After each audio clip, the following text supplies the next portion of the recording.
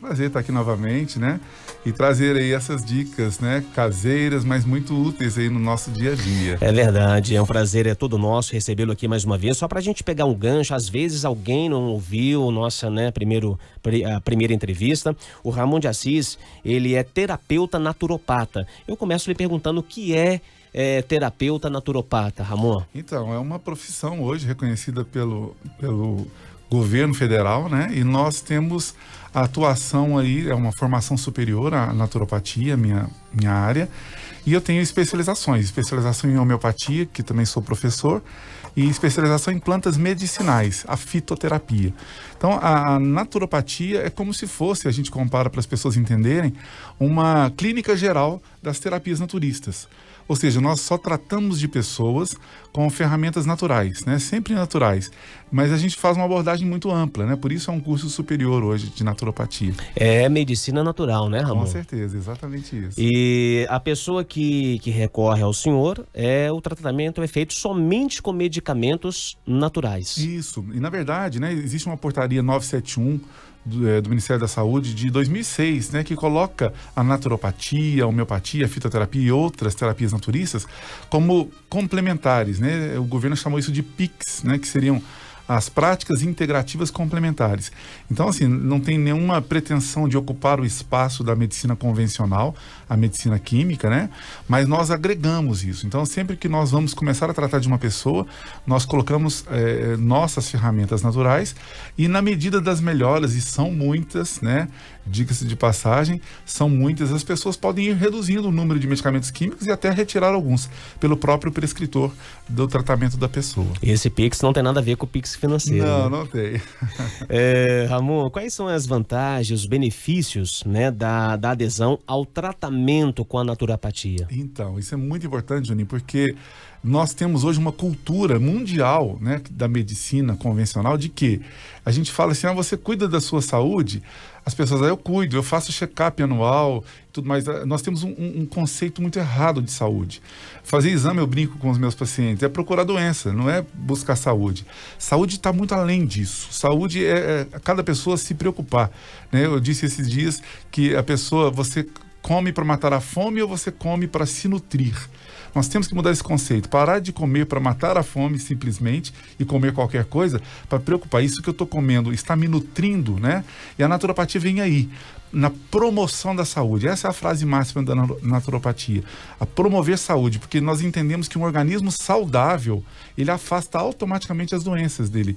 Então, quer dizer, se você tem ali, igual os jovens, as crianças são mais saudáveis, porque a natureza hormonal dela facilita isso, e consequentemente ela não tem quase doença nenhuma. Na medida que essa natureza vai diminuindo essa força que ela já tinha, se você não fizer uma substituição dos seus alimentos, dos seus hábitos, você vai atraindo doenças. E é por essa razão, não é porque a gente envelhece. Daniel. E por tudo isso, Ramon, a gente vê aí também que vem crescendo cada vez mais, né, no Brasil esse trabalho, né, a adesão tem sido cada vez mais pessoas procurando esse método de tratamento, esse método de trabalho. Já existem casos que o paciente chega lá no seu consultório dizendo, olha, eu já não estou suportando mais tomar esse medicamento aqui, e o senhor aí já entra com o medicamento e a pessoa disse já, olha, impressionante o quanto eu consegui melhorar. Daniel, é excelente a sua abordagem, até por causa dessa questão da adesão. O Brasil, apesar de ter a maior biodiversidade, né, de plantas, e nós poderíamos investir muito nisso, e ser inclusive um nicho econômico para o próprio país, né? Nós não estamos aproveitando isso. Então, países que têm muito menos capacidade de estudo nesse sentido estão aproveitando mais, né? Países de primeiro mundo, Estados Unidos, eles estão já modificando a visão deles de tratamento, preferindo a naturopatia. Na Alemanha, França, Grã-Bretanha, eles já têm como medicina principal a naturopatia, para depois irem para a medicina convencional. E nós ainda estamos num caminho, né, que espero que a gente chegue lá. Então é bom você citar isso, que nos dá a oportunidade de falar sobre isso. Isso que você disse, né?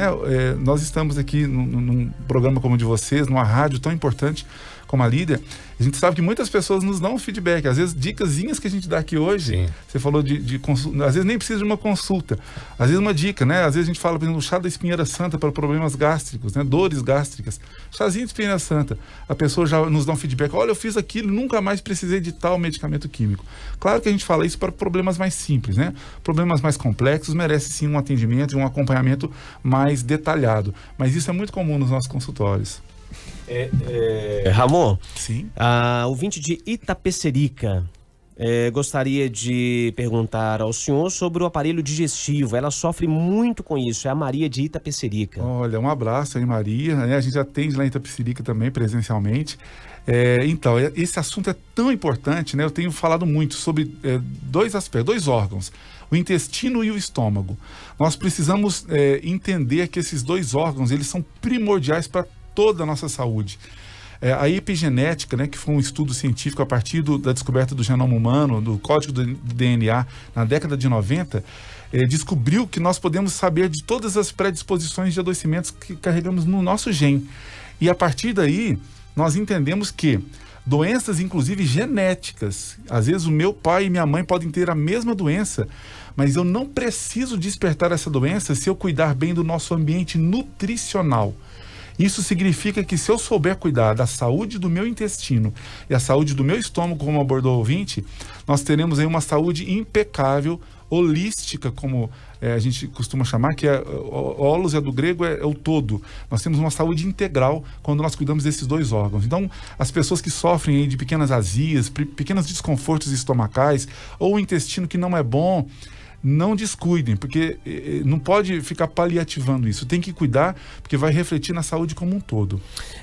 Ramon, o que a naturopatia ela pode oferecer nesses tempos de pandemia para aumentar a resistência, para aumentar a imunidade? Olha, Júnior, outra grande oportunidade de a gente falar sobre isso num momento tão crítico da nossa saúde. Verdade. Eu venho falando isso, que nós precisamos refletir sobre a nossa saúde como um todo, sobre o nosso sistema imunológico, nossa resistência. Tudo bem, o coronavírus, né, o SARS-CoV-2, é um vírus com certa periculosidade. Mas o maior problema que eu costumo dizer é que esse vírus veio no momento que pegou uma sociedade totalmente fragilizada, debilitada e desinformada. Eu digo que, eu pergunto para as pessoas, você come bem? As pessoas, eu como bem. Mas o conceito de comer bem hoje está muito abaixo. Então a naturopatia entra nesse momento para sugerir aquele organismo, quando a gente cuida de uma pessoa, para que ele tenha todas as ferramentas para melhorar o seu sistema imunológico e, consequentemente, a resistência das doenças, né? Eu percebo que os meus pacientes, que eu já fazia um acompanhamento até mesmo antes do momento da pandemia, os que pegaram Covid, alguns nem souberam que pegaram. Pegou porque alguém da família deu algum sinal, foi lá, fez exame e deu positivo. A maioria foram casos assintomáticos. Por quê? Porque o sistema imunológico daquelas pessoas estava melhores. Por quê? Porque utilizam de recursos mais naturais. Chás que são extremamente importantes para melhorar nosso sistema imunológico. A gente falou na outra oportunidade sobre a própolis verde.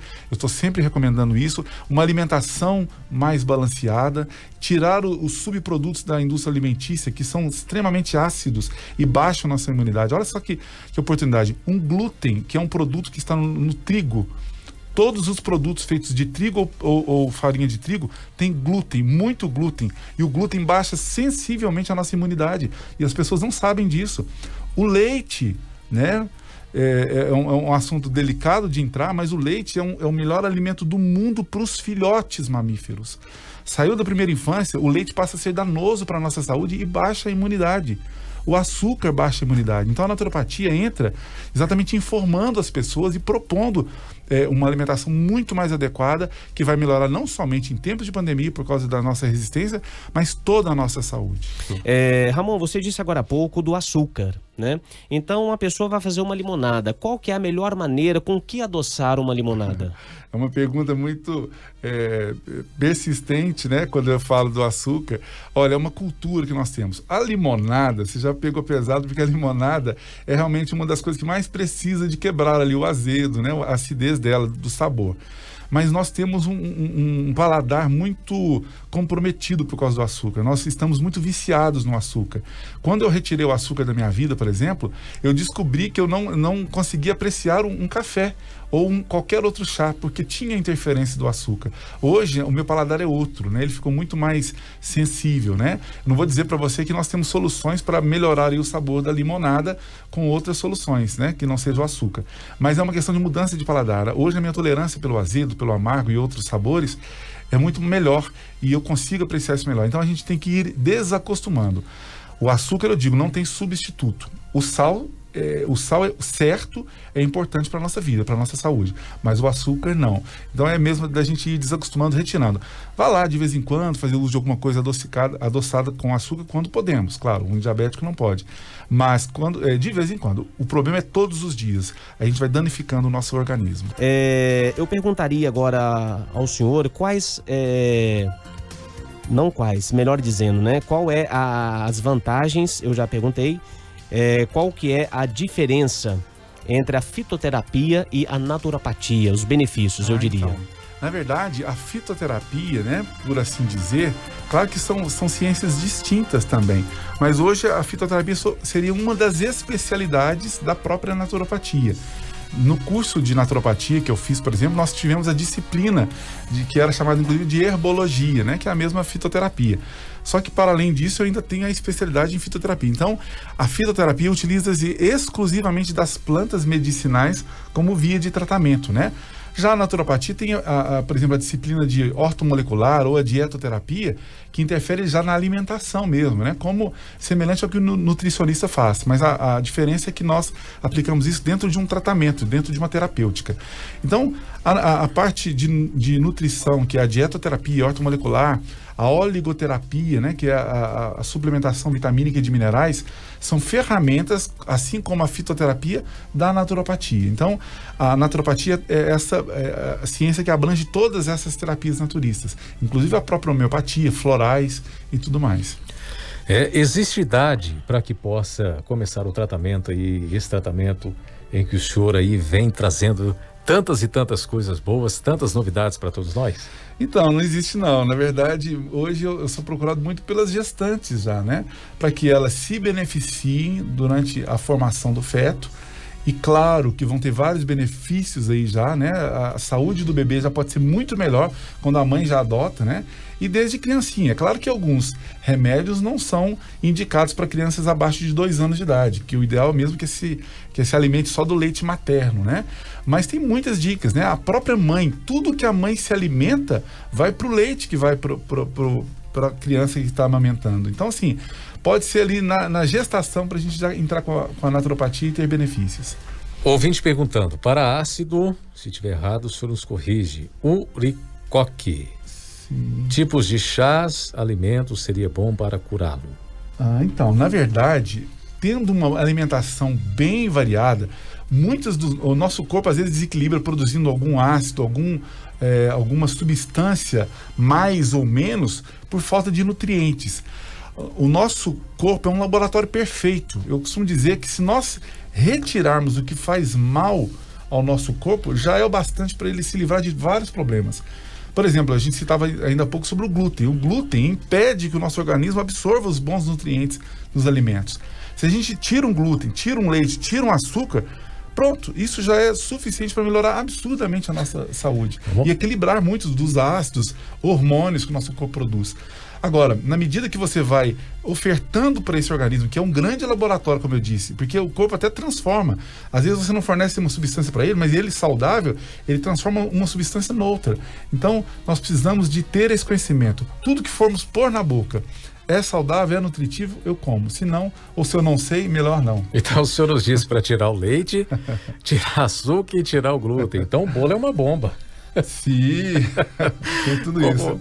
Olha aí, açúcar, leite e o glúten. Então o bolo Sim, mas tem as alternativas, viu, Daniel? Hoje em dia, por exemplo, entendendo que o leite, quando ele vai numa receita, ele coalha, ele talha. E nesse momento ele perde boa parte do que faz mal dele. Olha, então, nas receitas, o leite pode não ser tão nocivo assim. E, claro, nós temos substitutos, né? Nós temos até um grupo de WhatsApp que a gente informa sobre saúde. A gente tem dicas lá, por exemplo, de um bolo, de uma torta, uma preparado de banana, que não vai nem leite, nem glúten, nem açúcar, e é docinho, extremamente saboroso e saudável. A gente tem que tomar muito cuidado, Ramon, com os fakes, né? Que chega aqui aos nossos ouvidos, ali no dia a dia, né? Por exemplo, até da outra vez mesmo, o senhor esclareceu sobre a própolis, né? Eu mesmo havia comentado ao senhor que alguém da minha família, eu tomava muito própolis. Cuidado, hein? Cuidado com os rins, o limão, às vezes pela manhã, água com limão, cuidado com o estômago. Sim. Isso é fake, né, Ramon? Então, na verdade, né? Claro que existem as particularidades, né? Uma pessoa, por exemplo, que tem algum tipo de deficiência, alguns alimentos mesmo, né? Feijão pode ser contraindicado para quem tem ácido úrico elevado, e por aí vai. Então, assim, claro que tem todo um contexto. Se a pessoa tem alguma debilidade, pode ser que alguns alimentos dos mais seguros não sirvam para aquela pessoa. Carnes também, para quem tem ácido úrico, não pode. Mas não podemos generalizar e dizer que não pode comer carne porque vai prejudicar o ácido úrico. Não. Aquela pessoa já tem uma deficiência que aquele alimento prejudica. Mas de um modo geral, não. Limão é uma fruta extremamente saudável. Para organismos saudáveis, ele é perfeito. Ele ajuda no funcionamento intestinal, no sentido de melhorar a microbiota intestinal, porque ele funciona como um pré-biótico no nosso intestino. Ele ajuda na parte sanguínea, coração, ajuda o nosso corpo a absorver melhor os nutrientes dos alimentos. É um bom aditivo no nosso dia. Ramon, a ouvinte perguntando, olha, o que é glúten? Então, o glúten é um produto natural que existe em alguns alimentos, especialmente no trigo, no centeio e na cevada. Tá? Mas aí, o trigo, ele foi modificado geneticamente, né? Existem possibilidades para isso ter acontecido. Uma delas é porque a indústria não estava conseguindo produzir trigo quantidade suficiente que a demanda exigia, e eles mudaram ele geneticamente. Outra teoria é de que no hemisfério sul, as pragas, como ele não é oriundo aqui do nosso hemisfério, ele veio lá do norte da Europa, ele não se adaptou aqui, as pragas comiam ele. Então eles mudaram geneticamente, aumentando em 4 vezes a quantidade de glúten que ele tinha natural. Meu Deus. Então o trigo original, aquele da época de Cristo, ele é extremamente saudável. Agora, esse trigo nosso, mudar geneticamente, ele tem 4 vezes mais glúten. Então, o glúten é um produto do trigo, do centeio e da cevada, mas falando agora mais do trigo, que é extremamente danoso para a nossa saúde. Ele veda mecanicamente, ou seja, ele vai acumulando um resíduo, que é o glúten, vai se acumulando no nosso intestino, prejudicando a absorção. Então, o nosso intestino está numa parte entre o glúten, entre ele e o alimento que vai passar, e o nosso intestino não consegue alcançar os nutrientes dos alimentos. Então, ele é extremamente danoso para a nossa saúde. Existe, aqui ó, a pergunta da ouvinte, eu amo bolo, então como substituir a farinha de trigo? Então, eu costumo dizer, eu falei desinformada ali no início, né, que a nossa sociedade está. Hoje, né, eu costumo dizer, eu como tão bem no sentido de coisas gostosas, né? A minha alimentação, porque quem fala, tem uma alimentação boa, então não come nada de bom. Que nada, a gente come muita coisa gostosa e nutritiva. O que a gente precisa de ampliar é o nosso conhecimento, a nossa informação, né? Existem várias farinhas saudáveis, a farinha da castanha de caju, farinha de amêndoa, a farinha do coco, tem várias que são muito saudáveis, né? Claro que os alimentos, quanto mais farináceos, eles são piores para o nosso organismo, mas algumas farinhas ainda são saudáveis. Então nas nossas mídias a gente vai dar várias dicas aí de farinhas saudáveis ou outros alimentos saudáveis também. Algum chá para baixar diabetes? Vários. Vários chás. É entender que a diabetes, olha só, a gente sabe que o açúcar prejudica a diabetes, mas ninguém fala do glúten, que prejudica a diabetes também. Então, melhorar a alimentação é fundamental para o diabético. Segundo passo, atividade física aeróbia, né? Uma caminhada, por exemplo. E o terceiro passo, incluir chás. Por exemplo, chás da pata de vaca, né? Bauhinia forficata, o nome científico dela, ou do jambolão, ou jamelão, como alguns lugares são chamados, que é o Syzygium jambolano, o nome científico. São plantas que são ricas em vanádio e zinco, que são substâncias que o diabético precisa ter para fazer a regulação. Eu citei essas duas, mas tem inúmeras. O próprio alho, gengibre, açafrão são importantes para o diabético e tantas outras plantas. Se for, a gente fica aqui a tarde inteira, né? Tão bom falar aí, conversar com o Ramon. Para finalizar, eu gostaria de lhe perguntar e lhe deixar aberto também as outras atribuições da naturopatia. Então, a naturopatia é muito ampla, né? Ela tem crescido, outros países já tinham esse curso. No Brasil é relativamente novo, né?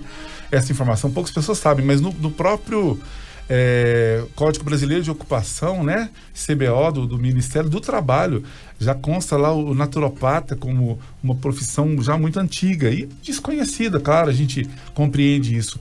Mas a gente está à disposição. Eu já trabalho com a homeopatia, né? Um carro-chefe de mais tempo, há muitos anos, que já é mais conhecida pela população, mas a naturopatia, ela transita muito no campo nutricional, no campo biológico, das plantas medicinais, transita no campo psicológico, né? Todo naturopata tem também a disciplina de psicanálise, que também atua muito nesse campo emocional. Então, quando a gente faz uma consulta, né, de uma pessoa, a gente avalia um contexto inteiro, né? Às vezes, o que está danificando a saúde daquela pessoa é o ambiente emocional.